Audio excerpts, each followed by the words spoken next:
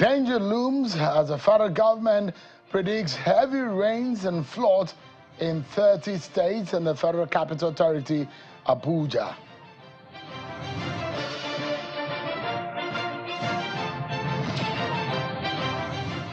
The Shakiri community in the Niger Delta area of Nigeria disrupted operations at a 28,000 barrel per day excavator's oil production over INEC War Delineation exercise.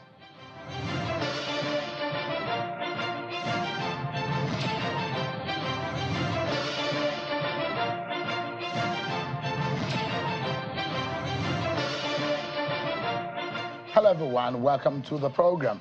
This is Politics Today, live on Channels Television. I'm Sean Kimaloye here in Abuja. Let's begin by letting you know what has become an imminent danger that everyone now needs to take heed. Out of the 36 states of the Federation, 30 states are now prone to flooding as predicted by the federal government that heavy rains and floods will happen in the coming days.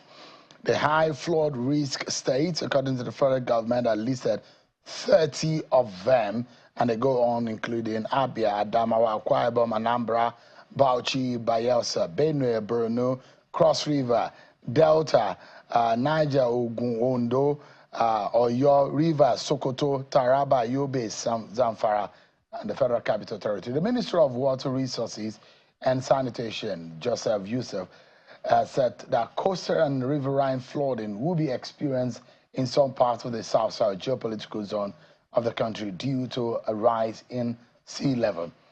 There are other states that are now described as the high flood risk states. They include Bayelsa, Cross River Delta, and Rivers, while Akwa Ibom and Edo fall under the high flood risk. The minister says that at a presentation today on the 2025 annual flood outlook by the Nigeria Hydrological Services Agency here in Abuja. All right, then, our attention is into another danger and risk that is coming. If the Bola Tinubu government wants to meet up with its expectation on oil production, which is the major benchmark for the budget, the revenue indices for the budget. I mean, it then means that attention has to be placed on the oil production in the Niger Delta area. Now we understand that the 28,000 barrel per day production facility has been shut down in some part of Delta State, and more, they say, will be shut down. We'll be asking the leaders of the communities why they have decided to do that. And of course, we'll be hearing more about the latest happening to the Labour Party. Is the party in disarray? Critical question we'll be asking tonight on the program. But first, let's have you with your political roundup stories.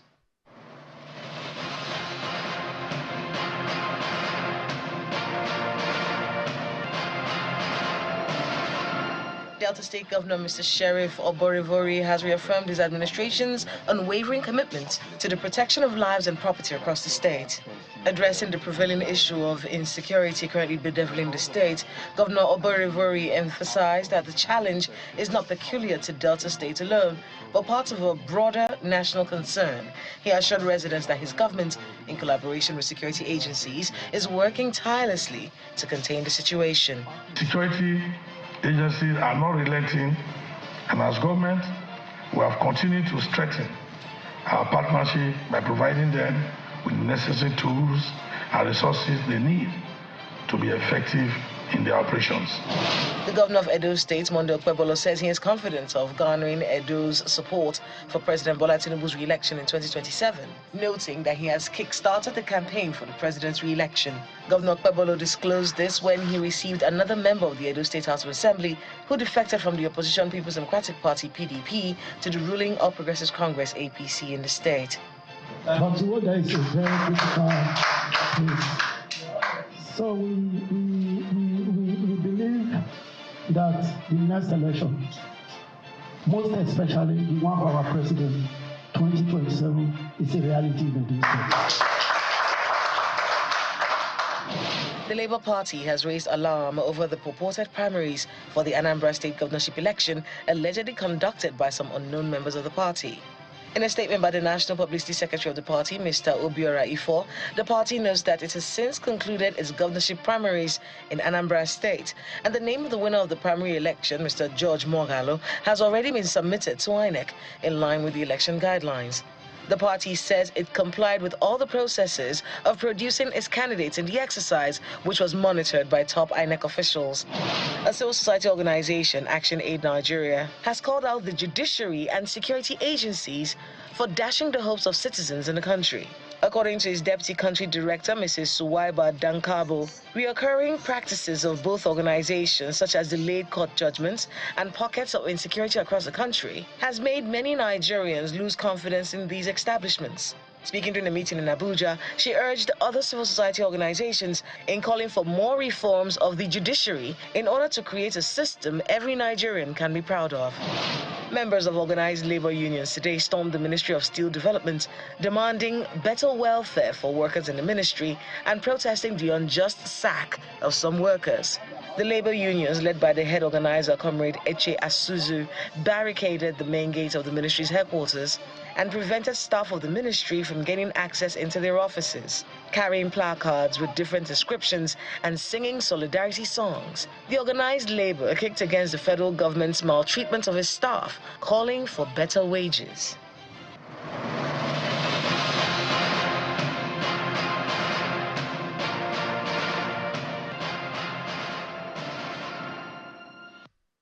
All right, then, let's begin tonight by letting you know what really happened as far as the Niger Delta is concerned. So there are agitation, and of course, in the Niger Delta region. But we will deal with that matter when we come back from this break. We'll take a breather, everyone, and when we return from this break, more on what is happening in the Niger Delta as far as the war delineation exercise is concerned. For staying with us on the program. Now, there is a looming danger as far as the production of oil is concerned in the Niger Delta, and that is if the federal government hopes to achieve its oil production target, which it will set in the 2025 budget. So what we're seeing over the last few days is a shutting down of oil operation or disruption of oil operation by a Shekiri community in the Niger Delta, which is now shut down a 28,000 barrel per day Escravos oil production facility in Ogidiben, one of the 7 communities in Uborodo. The Shekiri ethnic nationality shut down the flow station, which is in Warri, in the Southwest Council, over the recent war delineation in the 3 Warri councils by the Independent National Electoral Commission, INEC, which says now they're saying that they have been politically marginalized.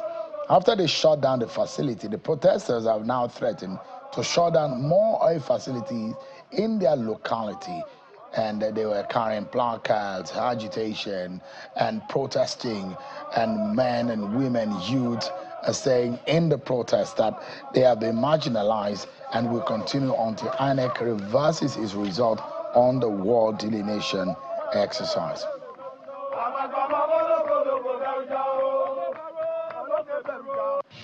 We are protesting injustice. We are protesting broad day robbery. We are protesting unconstitutional behavior of INEC. And of course, even content of court of INEC and of the injustice meted on the Shekiri people. That is their grouse. And how does oil production and war delineation, how does that correlate? Why should anyone shut down the economic production in any community because of political reasons? Let's get to hear from those who are the leaders of that community. I'm being joined by Honorable Amoroye Sonny Mena, who is one of the leaders, in fact, the secretary of the Shekiri Leaders of Thought. It's live for us here in Abuja. So thank you so much indeed for joining us. Sure, thanks for having me. Why, I mean, first and foremost, and I know that I'm not disputing or dismissing the agitations of the people of your community. Of course, anyone has a right to agitate if they feel marginalized, like your people were saying. But in the first place, before we even go into the conversation, why do you want to resort in shutting down the economic production of the country, which will affect everyone? Well, Sean, that is regrettable, but it's the spontaneous reaction of our people to what has happened, this proposed word delineation by INEC. What has happened is a spontaneous reaction by the people, because the proposed word delineation is INEC's attempt to deny Shekiri Nation political representation in Nigeria at every level. If this proposed delineation holds, Shekiri cannot even have a local government chairman. We cannot have a House of Rep member. We cannot even have a House of Assembly member. Since 1999, Shekiri man has not gone to Senate. So this proposed delineation by INEC now, our people feel that, well, we've been given, Shekiri Nation is the highest oil producing ethnic nationality in Delta State. We have been bearing the brunt of oil production, for so many years. Our communities don't have water, no light, no potable water, no light, no schools, no hospitals, and all that. The little we still have left, political representation, to push for our needs and all that, INEC wants to take it from us. And so the people say, look, what more would they take from us? We want to take our soul? Because we have given practically everything. The area in concern, Warri North, Warri South, Warri Southwest, is the indigenous home of the Shekiri people. Actually, Warri is synonymous with Shekiri. The word Warri is a corruption of Iwere, which is the name for Shekiri people. And so, we have been the people on ground. We're not settlers. We're indigenous to that region. And it is because of Shekiri that those three local governments are named Warri North, Warri South, and Warri Southwest. So that is our region. We'll be bearing the brunt of this, deprivation, marginalization for years. But this act of INEC now is just pushing us to the wall. Are you aware, do you have the background on how we got here? INEC moving, first and foremost, for viewers who might be wondering what exactly is this delineation means, is that in areas, for example, for election purposes, INEC will earmark something like a boundary allocation into how voting can happen in which ward, how many units will be in a ward. And this delineation process, the Supreme Court has asked INEC to INEC really acted on a Supreme Court judgment. Why would you be taking a grievance against INEC when it was the Supreme Court that ordered such an action? Well, we think that this whole thing has been contrived all along. Because in 2011, some major 9 persons, some of them who contested the election and lost in the election, approached the court to allege that polling units and wards in the 3 wards are fake and fictitious, and asked the court to order INEC to delineate, wards and polling units afresh. This action was not defended by INEC. The court dismissed it at the first instance as being academic because the people who won in that election, their tenure was practically coming to an end. So the court held that, look, why give a judgment over a matter where the tenure of the people, you are trying to challenge has ended? So they went to appeal court, the same thing. Appeal court says it's a mere academic activity. They amended their statement of claim to say, look, all they want from the court is just to order that fresh delineation should be conducted. And they surreptitiously got judgment at the Supreme Court because the matter was not defended by INEC. Now that was stakeholders, Shekiris, who will probably be affected by it. We are the largest ethnic nationality in the 3 wards, like I said. But you know that this Supreme Court judgment has been since December 2022. Yes. And INEC is acting on it because this is after INEC couldn't have done that before an impending election, because INEC had started planning for 2023 election, and at the time that the Supreme Court judgment came. So INEC is acting on it. Now, INEC has given a report made available to all parties, including people of Ishekiri Kingdom, to look at it and make observation. INEC has not, in fact, sanctioned it to say, okay, this is the final position. But INEC has said, look at it, come back to us. INEC released a statement today to explain all of that, to say, come back to us and let us know your observation. You've not taken that observation to INEC, but you're shutting down oil production. Is that fair on the nation? Well, on the issue of shutting down, that's what I said, it's regrettable. But like I said earlier on, it's a very spontaneous action of the pain that the people have been bearing all these years, and they just feel that, look, they've taken too much. But now going back to INEC, you know, we have always had our suspicion of INEC, that INEC is not fair to Shekiri Nation. First and foremost, there's a judgment of 2003 where INEC unilaterally restructured the Warri South ward from 10 to 12. We went to court and said, no, this is not right. And the court gave us judgment to say, no, INEC, this your restructuring is illegal, null and void, revert back to 10 ward structure. INEC never obeyed the court judgment. We did everything to compel INEC. INEC did not obey the court judgment. Now, this judgment which they are implementing now, like I said, which was undefended by INEC, like I said, is contrived. But that's the position of the Supreme Yes, Court. it is. What can anyone do about it? It is. Then we now said, okay, look, we are not opposed to your implementing the Supreme Court judgment. Just be fair and just to us. But have you looked at the report as a leader of the Shekiri people? I've studied it all. Have you made your observation? Because INEC says it is not final, and that they want all parties to come to the table, look at what exactly are your grievances about what they have done now, and if there are adjustments to be made, INEC will consider it. Have you done that? I've done that. I've read the reports from cover to cover. Have you then make your observation known to INEC? Yes. What INEC has done is a promotion of corruption in the system. And we had our fears. We said, look, INEC, don't take us back to where we are coming from. Now, we said that one of the persons leading this process, Professor Rhoda H. Gumus, is an Ijaw person from Bayelsa State, that it will be unfair, unjust, that she cannot be a judge in her own cause. It will be against the principle of national justice. So INEC should remove her.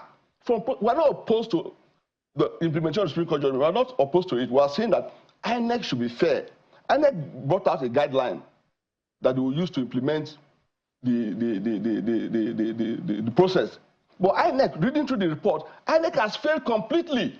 As you are agitating, there are some persons who protested and went to INEC office today at the headquarters in Abuja, and they have their own side of the story. I'd like you to listen to them.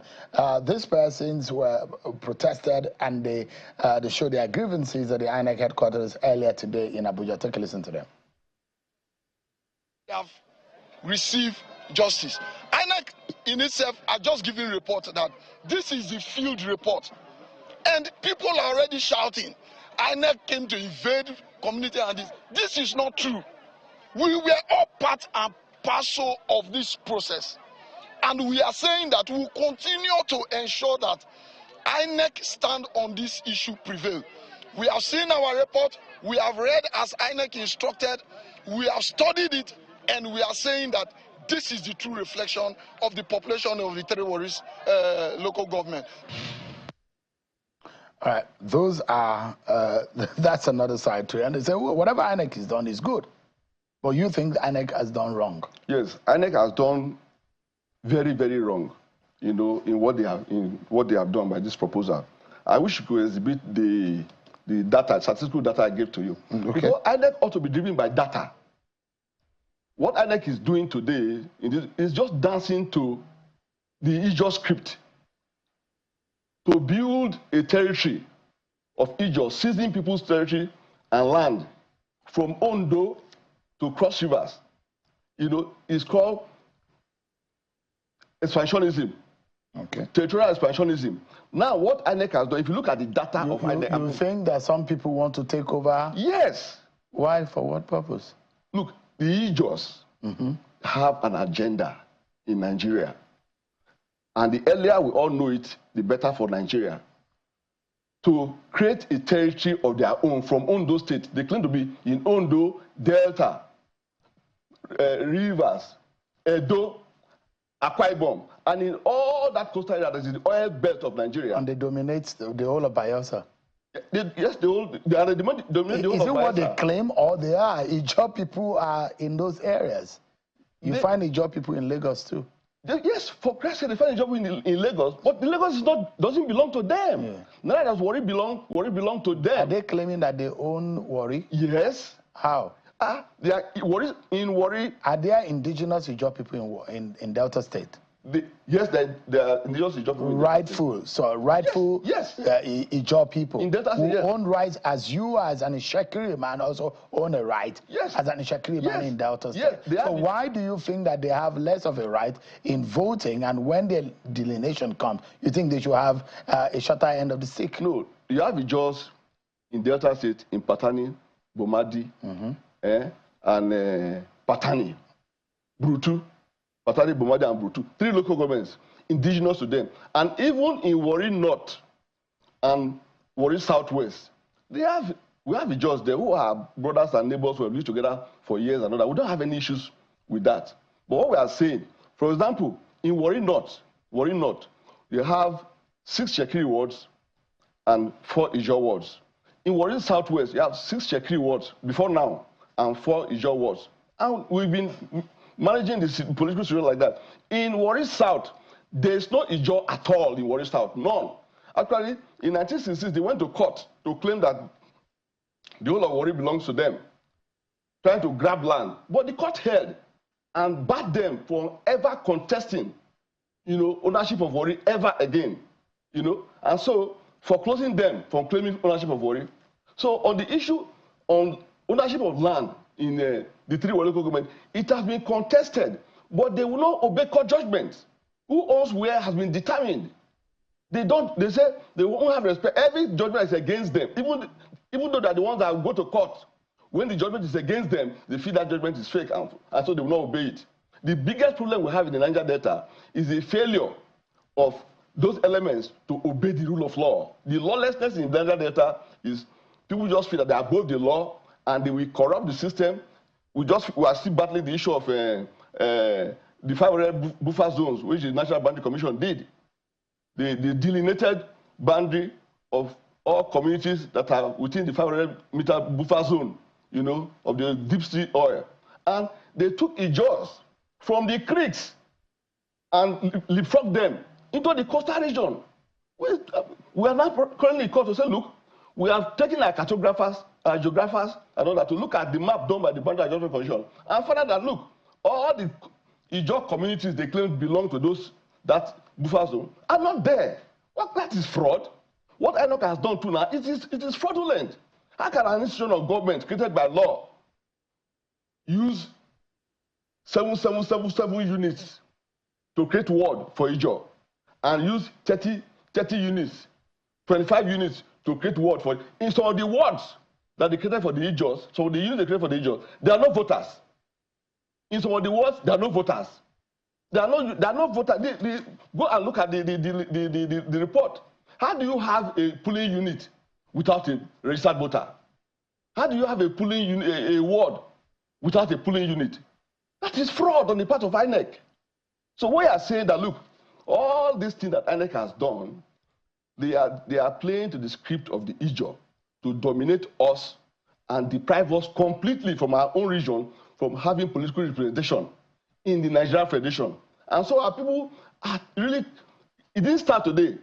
So a few years ago, from 1997 to 2003, there was this 6 years of war that practically crippled the Niger Delta. It was a genocide against our people. Government did not do anything to help us until our people, in frustration, they had to come out and say, look, let us find how to defend ourselves. So you're saying that for example, in Warri Southwest LGA, yes, what you had was the old Warri North Old ward structure. Yes. Had Ijaw group people having 4 electoral wards. Yes. Shekiri has 6 electoral wards. Yes. which makes a total of 10 electoral wards. Yes. But the new one shows that, and Ishakiri people had two wards higher than Ijo before in the old Warri ward structure. Yes. But now in the new structure, the Ijo people have more wards than you. Yes. Then I have 10. Yes. Ishakiri have 8, yes. and it has come to 18. 18, yes. So if you go to Warri Southwest LGA, before he just have 4, Ishakiri has 6, but now he just have 14, Ishakiri has 5. Yes. So in every of the ward, as you have highlighted here, before now, the Ijaw people have less, but now have more. Yes. And that's the grievance that you have, that you're pushing forward. Yes, and that INEC has not worked with available data in their records. If you look at the data here, the statistical data here, their total registered voters in Warri North is 75,912.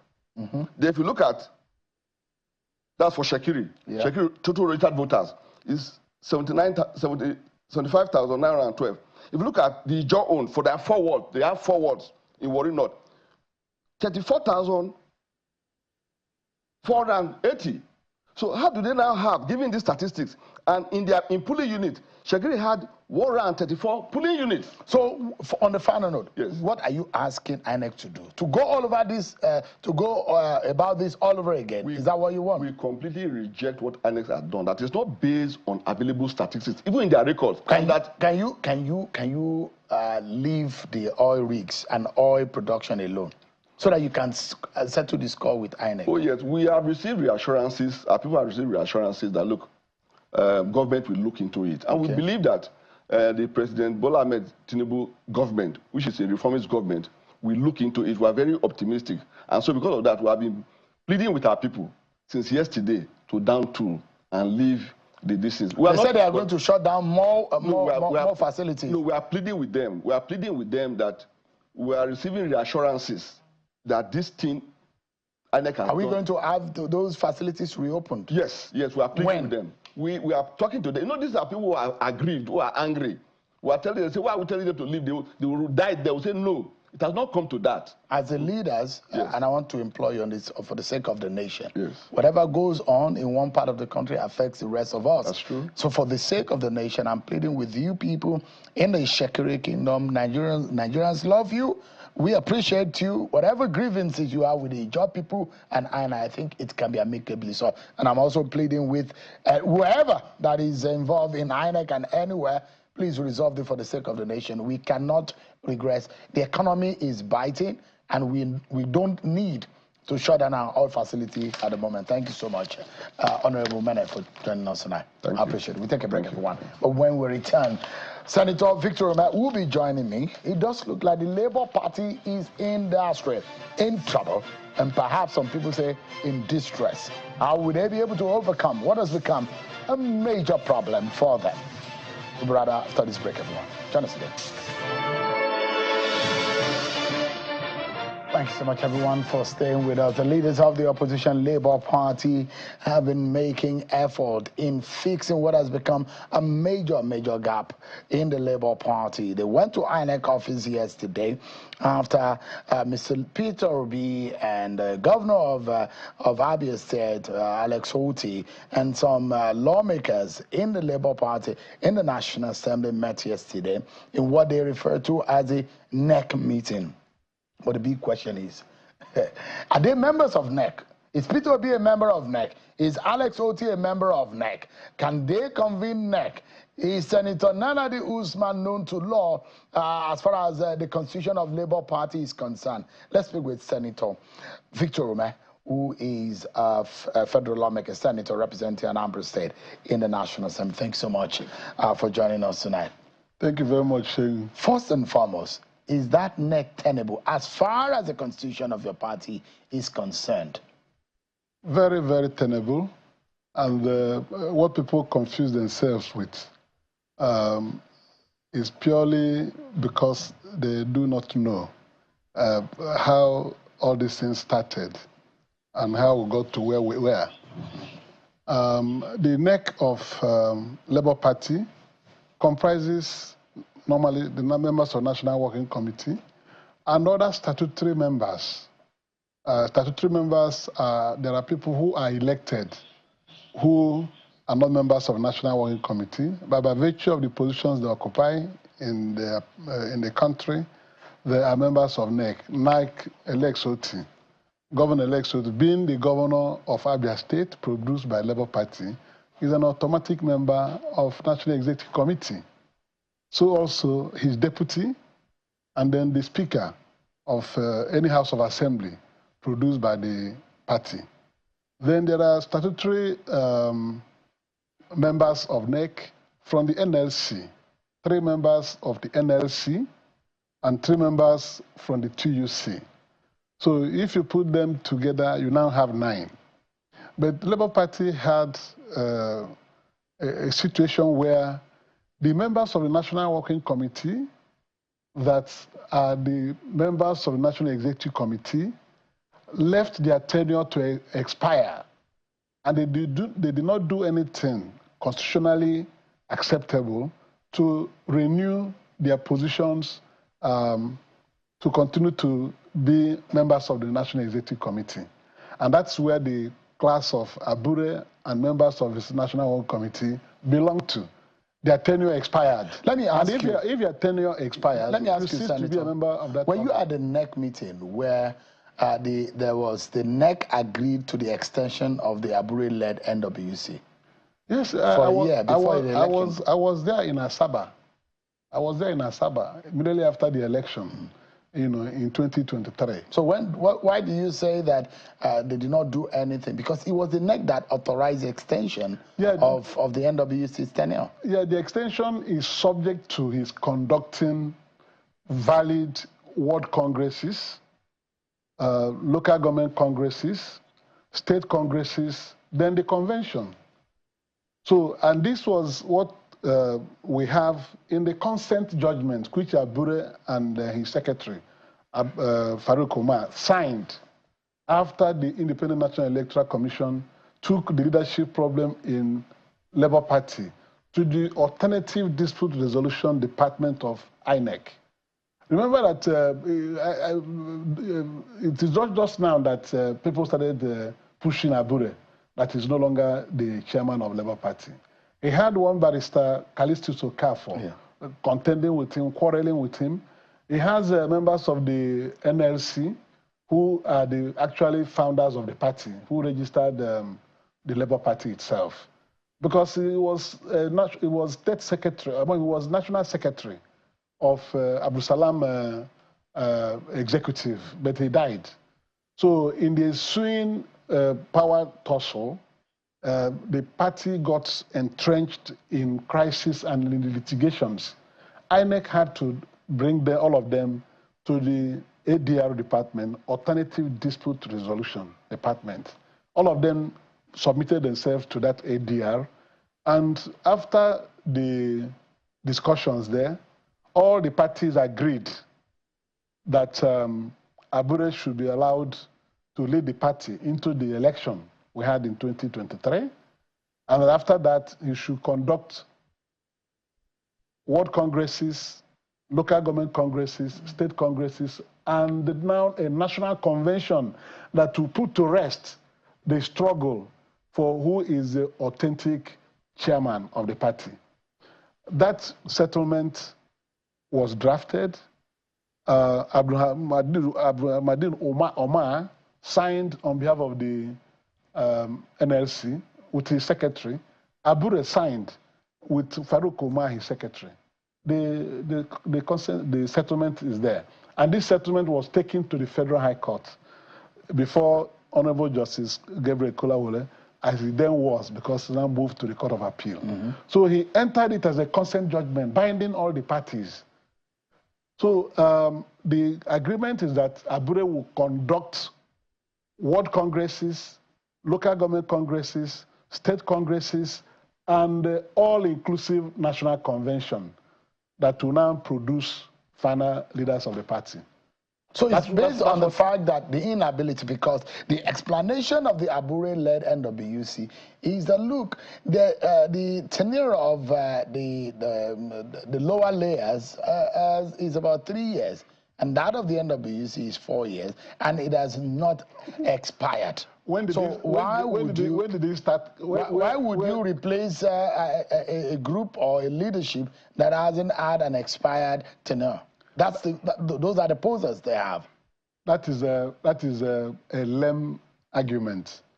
Remember that this is 2025, and this thing happened in 2022, 3 years ago. 3 years ago. Does it mean that the people he's talking about, their tenure has not elapsed after 3 years again? But that is not even the issue.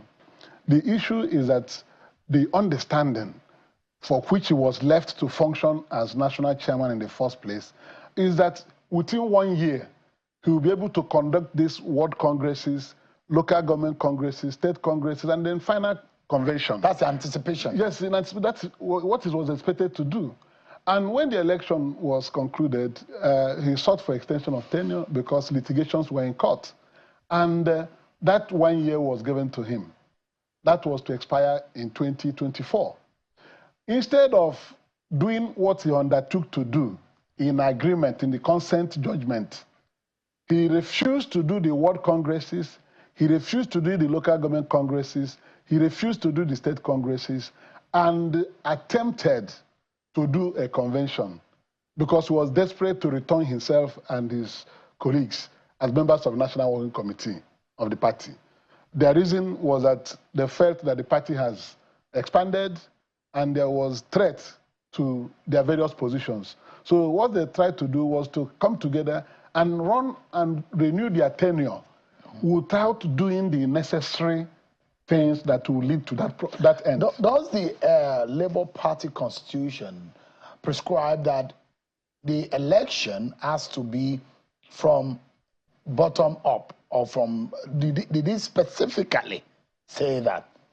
That's what they abandoned about, to run away from what was in the consent judgment. That's the error, that's the gap in the constitution. Well, it doesn't avail them because the agreement that established Abure as national chairman of the party was conditional, that within 1 year, he will establish structures of the party through elective congresses from the ward, local government, states, then national convention. So for the fact that he didn't follow this agreement, which he signed with his secretary, saying that there are different tenures of lower officials of the party does not avail him.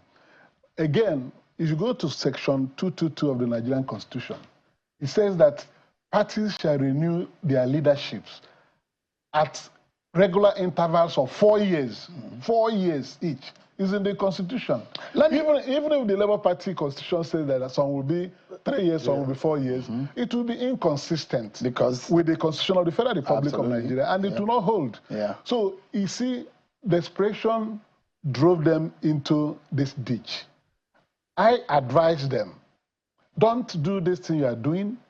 When they said they were going to do convention, as former national chairman of ABGA for 10 years, I pointed it out to them. I said, you cannot go to the convention without doing world congresses, doing local government congresses, doing state congresses, because these are the people that will come to vote for you at the convention.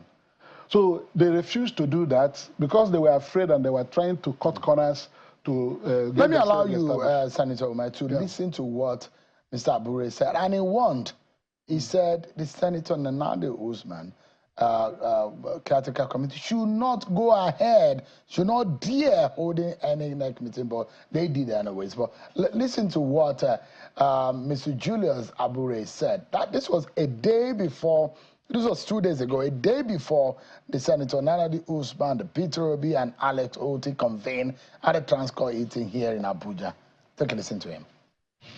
It is, however, regrettable that certain actors, most notably Senator Nanadi Usman, who ironically is not a member of our party, and Delineation Kocha, have chosen to misrepresent the ruling deliberately misleading the public and attempting to manufacture confusion through a purported caretaker committee. Let it be stated categorically that the so-called committee is both unconstitutional and illegitimate. Let it be known within the Federation and beyond that there is no vacuum in the leadership of Labour Party. How would you react to that, Senator Ome? No, this is a case of a man who does not want to address the problem he has by calling people names, not members of Labour Party. But is Senator Nana Usman a member of your party? How can she not be a member of her party? Where did she register? I imagine that you registered from the ward. No, she registered in her ward in Kaduna. These things have been established before now. But let me tell you why I'm telling you that he doesn't want to come to terms with his unfortunate situation now. When his tenure expired, INEC, the body empowered by the Constitution to monitor and regulate activities in political parties, determined that his tenure has elapsed and stopped dealing with him and his executive. At that time, nobody was dragging anything with him from among us. He went to INEC to attend a meeting called by INEC. They asked him to leave, that his tenure has expired with his secretary. A second meeting was called again. He went, and they sent him away. That's how we even started making these inquiries, knowing that those things he was told to do that he did not do, INEC took note of them. And INEC now told our party people on inquiry that Labour Party has no leadership anymore, that Abure's tenure has expired with his executive. And that was what prompted the party coming together. I told you there are 9 statutory members of NEC. Their tenures did not expire because they were just elected in 2023. And the highest among them is Governor Lexoti. That was what led the election to call the meeting. Yeah, in that letter that was signed here after that meeting, we saw the letter signed by, countersigned by Mr. Peter Obi and Alex Oti. And there are those who think... No, Peter Obi signed because Peter had been appointed national leader of Labour Party. By who? By the organ, by Abure himself. By his own leadership. So he has an automatic NEC. As a leader of the party, he has become a member of that NEC. Because so the status of a president, if there is a president, yes, you know, it's provided in your constitution that it has an automatic statutory membership of NEC, but you do not have an elected president in your party, and there are those who are questioning Mr. Peter Obi's power to convene NEC, and the question is that who even convened that NEC meeting? Dr. Alex Oti, as a statutory member of NEC, still subsisting. His tenure is still subsisting because he's still the governor of Abia State. And all other statutory members are still in their positions, 9 of them. It was these 9 that convened that meeting. And those of us that were elected through the platform of the party to the National Assembly and the state assemblies, we have become important members of the party. But that's against what the constitution of your party says. Just for a moment, Senator. Just for a moment. Yeah? You can be invited based on your status and as an elected member of the National Assembly and State Assembly. But the power to convene NEC is embedded in the NWC. NWC does not exist anymore. When I tell you if you don't have the power to convene, if you convene, is that not unconstitutional? No. Members of NEC can come together and convene a meeting. But the constitution does not say so. No.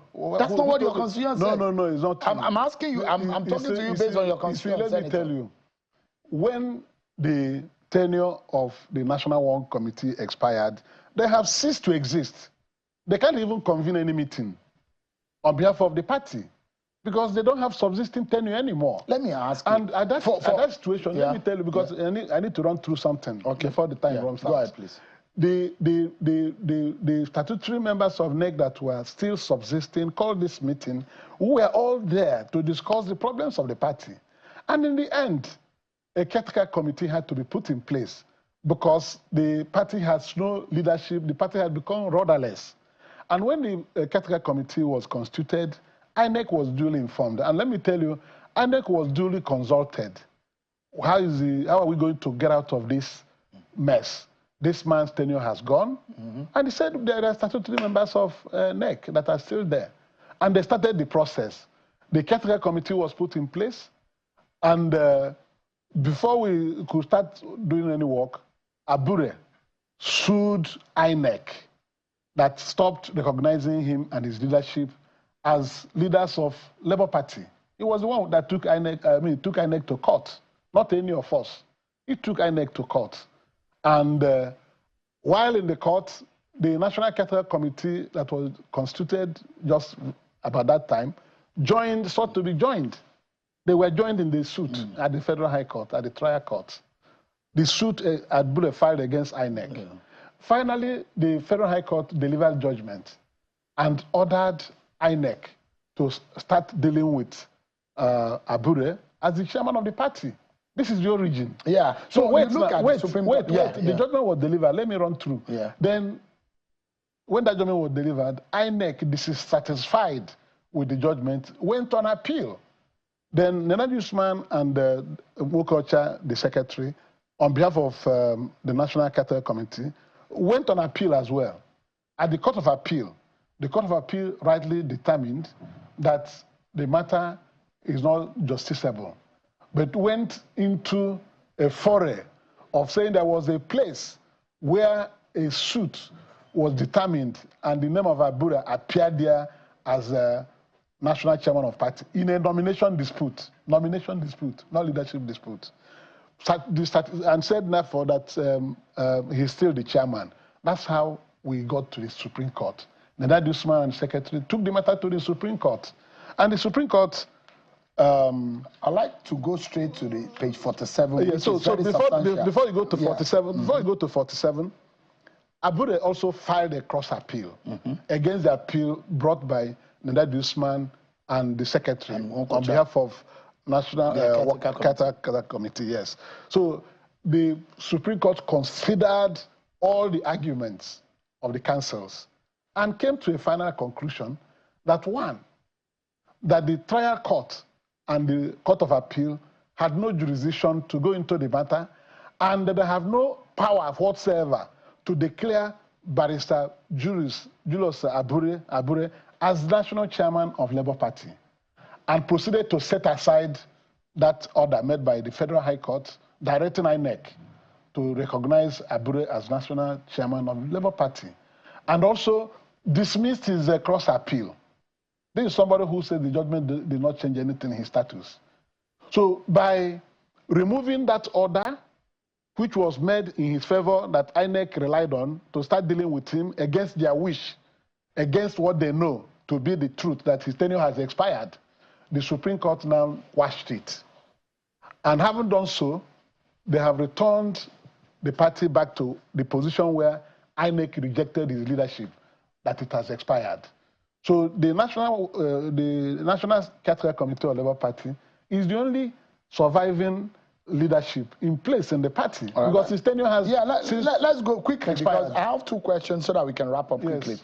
And it's about page 47 of the Supreme Court judgment, which for me is very instructive. It is so much encapsulate and summarized the whole essence of the rest as observed by the Apex Court. Now, and if you look at it, it said the three issues submitted for determination are hereby jointly resolved in favor of the appellants. In favor of the appellant, Nana Usman and Mokocha. And in summary, both the trial court and the court secretary had no jurisdiction to entertain the suit, which you have mentioned. Yes. And if you read through, it then say that consequent upon the foregoing, the decisions of both trial court and the court below, recognizing Barrister Julius Abure as the national chairman of the first respondent, which is Labour Party, are hereby set aside. And the suit Abure. Yeah, and is hereby struck out for want of jurisdiction. Yes. But it has been interpreted by Mr. Abure differently and his team.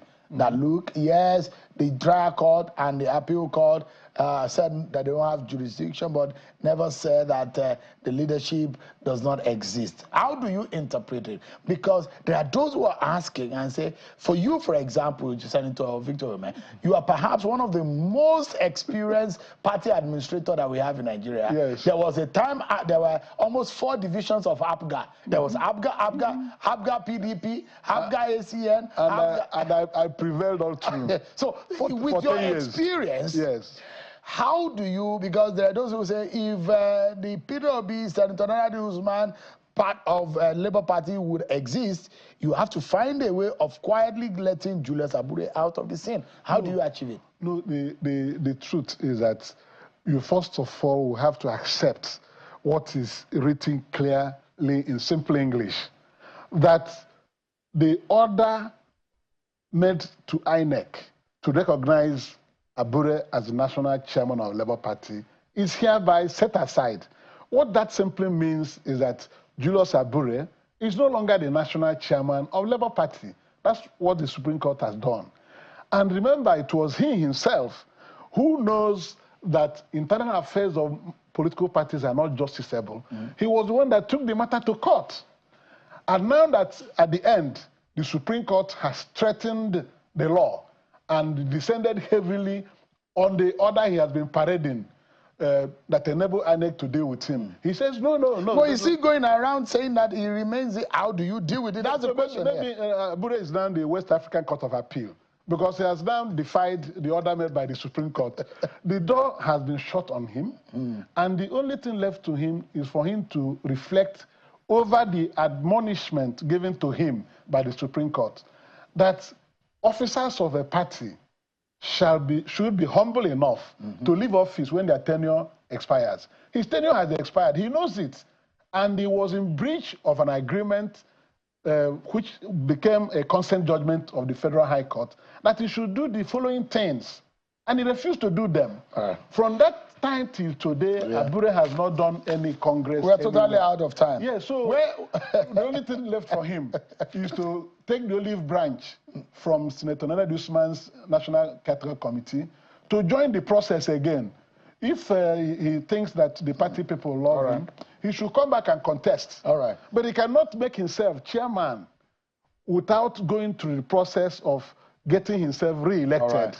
So the time has been shut out on him, and a group that is now empowered by the party to conduct those congresses and conventions are already in place. Let him not run around and deceive the public. Senator Victor, representing Anambra State in the National Assembly. He would have taken my wife's counsel, based on my experience. I saw these things. I saw you saw it coming. Yes, and I told him and his one other fellow he works with, they dismissed me. They told me that this is not APGA. And without my prompting, INEC bashed them. That's our show for tonight, everyone. Many thanks for watching. I'm Sean Kimale. God bless Nigeria.